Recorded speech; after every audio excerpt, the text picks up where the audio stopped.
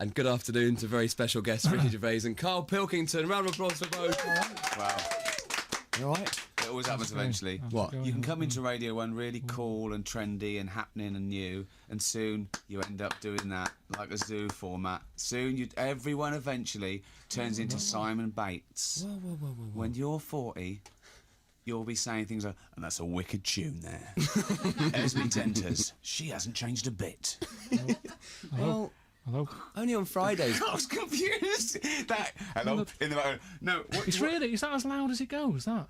Why have you got headphones on? We don't need headphones. We're just talking. They're listening. Do you want headphones on? No, not if they're only that cut. Is that health and safety? Yeah, Is that why they're really low? limited, yeah. That's ridiculous. Have You a know, listen to hold on. that. Okay, but you know we're on air now. Well, I don't wouldn't you? know because I can't hear it. Just talk. Yeah, it's a bit weird, isn't it? Yeah, okay, you don't need them anyway. I've got a special pair of non-limited ones. Do you want to borrow them? Sometimes, Carl, I feel like your helper. How have you survived? It's birthday today. 39 today. 39 years old. Happy birthday. Thank you very much. He's done all right, hasn't he? Yeah. 39. Have you had a nice day so far? Matthews. It was that Mrs. Matthews at school Yeah, said my he head wouldn't be a teacher high said flyer, and he is a high flyer. He's been around the world twice. Have you had a nice day Number so far? one selling book, number one DVD. New show starts tonight. Karl Pilkington. So kids. I've had an alright day. Kids, if you want to muck around at school, do nothing, play out on your grifter all day, leave school at 15 with no qualifications at all, then things could happen for you. It's don't good need- advice. You're a great role model. Did you do well at school, Greg? I can't imagine you did alright. I did okay. I did all right. I was average. I was okay at exams. You see, you have a go and everything, but you did alright, but what are you doing? Stephen Fry, dead brainy, is doing a panel show. It's wasted. If you've got a brain, do something with it. I'm not having a go at Stephen Fry. I'm a big admirer of Stephen Fry, but what I'm saying is there's no difference between me and him, really, in terms of work. Absolutely. Absolutely. No, I wasn't dissing you. I was saying, well done. I was dissing Mrs. Matthews for saying you weren't high flyer, but then I felt a little bit guilty about sending out a message to the listeners of Radio 1 that, you know, Yeah. you are the odd one out. You've put the work in late in life. And it's But that's brilliant. the best time to do it. I think when you're a kid, play out, play with stuff. Yeah. Not matches. Or drugs. No. No. And floss. Floss, kids. So, yeah. You've done well. I mean, you are quite similar to Stephen Fry, best-selling author. Yeah, I've done some books. Have you got a panel show on the way? Don't really want to be doing that. No, next project, I want to send him round on a bicycle with Warwick Davis in a basket. It's called... Is that for Sky One, yeah? No. Well, there's we've had offers already. Stephen Fry turned that one down. Yeah, we couldn't get a basket big enough. But Warwick's not as heavy as Fry. So, yeah, it's called The Short Way Round. Cool. And that'll be coming to our screens in 2012. But yeah, it's on tonight. Idiot Abroad 2. Sky 1 HD, 9 o'clock. Yeah. What can you say about it, Carl? Why should they watch? It's Friday night. It's a Friday night. Kids are out. No, it's a bit annoying. They're listening to Esme Denters all over the place. They don't want to... I don't think I appeal to kids anymore. Just your lot who you've got in, I felt well out of my depth, Greg. Really? Honestly. These are proper young people. Yeah, well, I I'm think... 39 today. It was weird walking in. It was like Scum. No, I don't mean their Scum. I mean the film. You see, they won't even know what I mean. There was a film in the 70s of a Borstal. Oh, right, with like loads of kids in it, and it was terrifying. I felt. How does that make you feel, all right? No, I thought you were calling my nice audience enough, scum. but it was like, no, I don't mean that. I mean, they're like someone out of Skins. If I was walking down the street and they were on my side, I'd cross because I'd be scared. I'm getting to that age where I feel older. And Radio 1's like that. The music you play, I have no idea what you're doing. Do you know Jason Derulo? No. Say 3 names that you play on Radio 1. See if make one up and see if I know which one it is. That's a good game. Well, Should we like play a Carl- record now, though? Because this is definitely going out on air, isn't it? This is being broadcast, this show. Yep. Are you sure we shouldn't have pre-recorded this and edited it down to a soundbite? Possibly. Basically going, happy birthday, Carl. Yeah. And It's then on tonight. What are you playing next? Make something up this or is don't make it Stump up. by Graham Thorpant. Yeah. Okay. This is Jason Derulo. Do you know he's real? I don't. Well, he is real, yeah, but you've given that away. Okay. Jason Derulo. Check that out, what they planned. Jason Derulo, Don't Want to Go Home on Radio 1. Did you enjoy that one, Carl, or not? It was all right. It's not. But you used to be into your dancing, didn't you? I like a dance. I've seen him dance. He was round my flat once, and we were all drunk, and he was moonwalking, weren't you? In his I can socks. do a And bit of that. Yeah. I did sort of dancing. I joined a dancing sort of place when I was younger. no, you didn't. Really? No, you didn't. You didn't. You went along, and it was shut. I wanted to join a dancing class Right. when I was younger. It was called Twiggies in Old Trafford, and I had leg warmers and everything. Was into they weren't proper leg warmers. They were. My dad made them out of one of his old shirts. He just cut the arms off, Yeah. so I had like leg warmers with cuffs. And but I can do. I'm pretty good at sort of robot stuff. I mean, think of that. I mean, turning up Trying a to. little bald mank, right? With it looks like he's walking on his He hands. wasn't always bald. No, I know. You're early though, wasn't it? when I was a baby, I was. Yeah. I was bald then. Yeah. Well, you do a weren't bit. doing a dance class when you were a baby. He had were you? hair No, I for was- about 15 years, and then it went again. I never had good hair. Do you know, like you've got a style? I've never had that in my life. No, you know why? Because he said he had the hair of a Chinaman. I mean, forget the term Chinaman, which is totally outdated. For the That's last what the 25 barber said. He said Yeah. the sort of quality of it, very fine, very sort of blowy way sort of hair. And he just said you got hair of a Chinaman. Nice compliment. That's not having a go. That's a fact, isn't it? I don't know why people worry. You always that's the problem with this program. Everyone's always going, oh, it's a little bit racist at times. It isn't at all. There's nothing that I wouldn't say.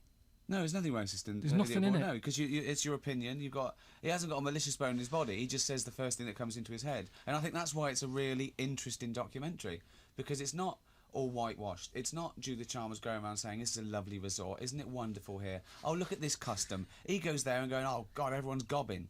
He hates it, right? He says what he's thinking, and we show it warts and all, you know. Carl, And that- did you genuinely hate doing the first series? There must have been bits where you enjoyed a bit. Episodes 1, 2, and 3, I hated it honestly, to the point of trying to get out of it. Then by the end of it, I got back home, was over the moon that it was finished, and then there was something. I kind of looked at photographs and thought, I can't believe I've been there. I can't believe I've done that. Pretty lucky. And then, yeah, that's why I did the second lot, really, because I kind of thought I hate it at the time, but I know that when it's all done, I'll be happier. I've seen the first episode of the Yeah. new series, and it is ridiculous. I mean, what can you say about it? I mean, I don't want to give it away, but Well, what's the premise the of whole first thing one? about it is the bucket list, which is like a list that people put together of things that they want to do before they die. Ricky and Steve put a list together, which I've got a copy of here, so you can see the sort of things that I could have done. This is the list that I chose from. There's some more on the back. Okay. It was sort of compiled by the most popular things that always come up. So they're sort of like the Oh, okay, top so- 100 most popular things that most people say. Right, so see elephants in the wild. Exactly. Climb Mount Everest. Yeah. Swim with dolphins. Yeah. Gamble in Las Vegas. Amazing things. Stuff like that. And I was allowed to pick 7 of them. So I did. But there's a lot of things on there that I don't want to do, but they still cropped up. Like bungee jumping's a big deal. I didn't want to do it. I know I didn't want to do it. But when I got to, a part of the trip, turns out Ricky and Steve got me still on the edge of this bungee thing. So a lot of things happened that I didn't know was coming still. But the end thing that I'm doing, that's the thing I've picked. So I picked staying a night on a desert island. I've picked driving down Route 66, looking at a gorilla, messing about with it's just like different stuff, innit? Yeah. That's a great description. It's just like different stuff. That's what we hope they put in the Radio Times. It's just like different stuff. I'm trying to think. What are you and Steve actually doing whilst Carl's doing it? Are you actually orchestrating stuff, or are you just on the end of the phone? There's this strange myth that goes around that it's scripted. This show is scripted. Like Carl's an actor or a comedian. Carl doesn't know what's going to happen. Sometimes he has to by the time he gets there, but it's planned behind his back, but it's not scripted. I mean, imagine, how could we script this? I mean, imagine just casting it. Okay, I need a little Indian fella who can wrap his knob around a stick. Okay, we got one. Okay, Carl, what are you going to say about that? It's ridiculous. These are real things that he's gone to see, he says we stick a camera in his face, and he says the first thing. Like anyone would, though. People Yeah. sort of. I think if they sent you, you'd have stuff to say because if you're out of your comfort zone, you That's say the important stuff. thing. We have to put him out of his comfort zone. It's no good him doing things that are lovely and a walk in the park and him just pointing stuff out. That's boring. And we've got hundreds of those. We've had hundreds of those for years. So this is someone who's reluctant, and it's got to be a surprise. And I know how to press his buttons. I've done it for 10 years now. I've had two big ambitions over the last 10 years. One is sort of educate Karl. I love the fact that he came to me sort of like a blank canvas, and he's so inquisitive. I think he's brilliant. I think he's got a brilliant mind. He just hasn't used it much. And the other thing is I want to get Karl famous, because I know he'll hate it. But it's happened. It has happened. Hasn't it? I told Karl, if this trend carries on, he's going to be bigger than Michael Jackson. Can I just apologise for what Ricky just said about the chap a minute ago with the stick and everything? What? That happened? No, it's just the word. It's It's just the word. Sorry if you're offended by that word. Knob is Old English, and it's totally acceptable. It's not a swear word. It's not a profanity. It's not at all. It's not. Okay, well anyway, if you're offended, whatever. But Karl, tonight, what's your favourite thing about this new series? Can you give out a little something that was the favourite thing? Well, it's now that it's over. That's like my favourite thing. Because it's hard work. I mean, people sort of watch it and go, "Oh, you're really lucky. Why are you moaning? You're getting to see the world and everything." But it's proper hard work. I'm not sleeping. I'm eating geckos. I mean, there's stuff going on that isn't even recorded sometimes. It's just like... Well, we record, each show, we've probably got about 20, 30 hours of footage to go through to find the best bits. And there's bits that don't get in for various reasons. Obviously time. We can only do like 48 minutes. But there's really interesting bits in it as well. There's one bit where Karl goes to Africa, and we send him to the slums, and he helps a guy build a hut, and he does a bit of charity work. It's sort of about charity. And Karl called me up, and he was probably depressed. I mean, I've never seen him like it. I mean, it really affected him. And I was on the phone call for about 30 minutes. That probably won't be in because it's a comedy show. Yeah. It's meant to be light entertainment. But there might be a bit of it. But Karl was worried that he was doing charity but on television, and so he was worried that people would think he's going, "Oh, look at me," like a lot of comedians and actors do. Because Steve sent me there to say, "Oh, this, you'll feel great after doing it," but I was only doing it because I'm being paid.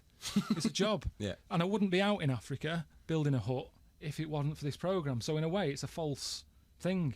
So I'm sort of thinking I come across a bit harsh, I reckon, when I'm sort of there doing it. But it's part of it is the thing of, well, I'm doing it because it's all been set up. I can't wait for the rest of the series. I've seen the first one. It's ridiculous. I think it's got. It's better, isn't it? It looks better. I think it's better. He has to do more stuff because the first one there was sort of a restriction because he was going to do one thing and one thing only, and we found sort of funny things along the way. But he was sort of stuck in one place, either by the pyramids or whereas here he has to shoot around. So it's really fast. It's a faster show, and there's lots and lots of stuff, and we just do the real, highlights. And I think it's funnier than the first one. Way funnier. It's just we had to up it. We had to get him even more out of his comfort zone because he was starting getting used to it. Right, we'll talk some more in a second. But after Martin Solving, this is Hello on Radio 1.